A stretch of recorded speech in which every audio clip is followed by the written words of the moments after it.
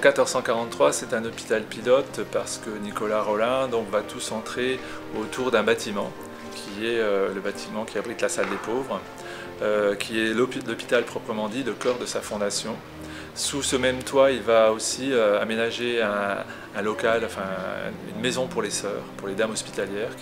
C'est pilote par son plan, son organisation, avec donc des salles de service, notamment en cuisine, buanderie, plus tard apothicairie, vont être organisées dans le bâtiment couvert de tuiles vernissées. Un hôpital qui s'organise aussi autour des fonctions de cet établissement, donc à savoir un maître que Rolin nomme chaque année et qui doit présenter un compte annuel. Des dames hospitalières dont il va organiser la communauté pour qu'elle soit au plus proche des malades. Et puis, bon, évidemment, un père spirituel, donc un curé, deux chapelains qui vont être nommés aussi par Rolin pour l'éducation des âmes, qui était très importante aussi à cette époque.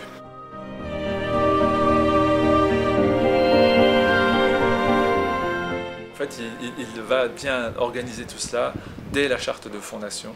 Donc à la fois il décrit le plan et l'organisation des personnes. Parce qu'il va aussi s'inspirer du meilleur des hôpitaux qu'il a pu visiter en tant que chancelier du duc de Bourgogne.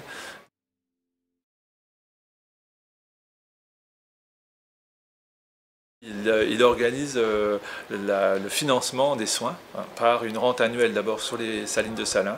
C'est l'indépendance matérielle donc, de l'établissement qu'il définit, et aussi il va aller chercher toutes les exemptions auprès du duc de Bourgogne et puis aussi du pape pour éviter toute revendication de communautés ou de seigneurs locaux.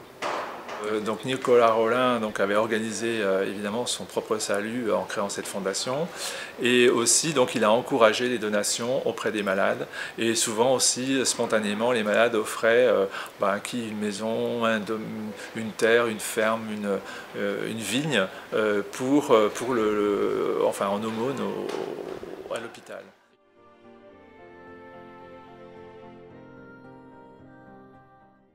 Alors le vin, oui, donc ça a fonction cultuelle, donc dans la messe, au cours de la messe, donc l'Eucharistie.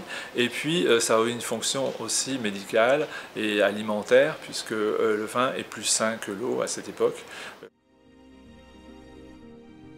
Et aussi la qualité même des matériaux qu'il va utiliser et qu'il va faire venir pour construire son hôpital, qui vont faire en sorte que cet établissement perdure dans le temps, parce que donc il y a une très bonne construction, très bons matériaux, notamment donc avec la salle des pauvres, les bâtiments qui abritent la salle des pauvres, on a de la pierre de taille, de l'ardoise, sur le bâtiment sur cour aussi, donc des éléments en charpenterie qui sont aussi confiés à des artisans.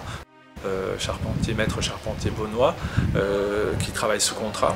Donc là encore, Rolin veille à une bonne organisation du chantier de construction, et idem pour la maçonnerie.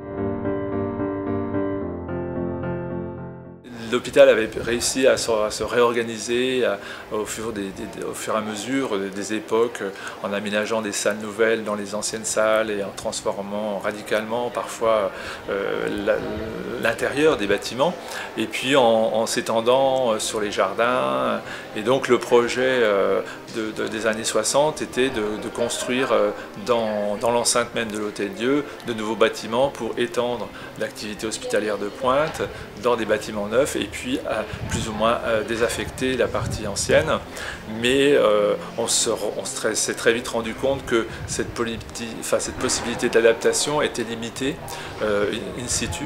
Donc, et on va s'orienter vers une construction extramuros en recherchant donc le meilleur emplacement, et ce sera donc en définitive le quartier des Rôles. bon, 1443 la fondation, 1452 1er janvier donc l'entrée du premier malade à l'Hôtel-Dieu, peut-être donc ensuite la visite de Louis XIV en 1658, peut-être aussi l'époque révolutionnaire où là bon, il y a des grandes transformations, notamment radicales au niveau du patronat, c'est-à-dire de la succession de Rollin à la tête de l'établissement, où là donc ça va être une administration publique qui va s'installer et qui vont d'ailleurs par l'adjonction de l'Hospice de la Charité créer les hospices civils de Beaune. C'est aussi une étape très importante, donc on va assembler, enfin on va réunir deux institutions importantes de Beaune pour n'en former plus qu'une, qui s'appelle Hospice de Beaune.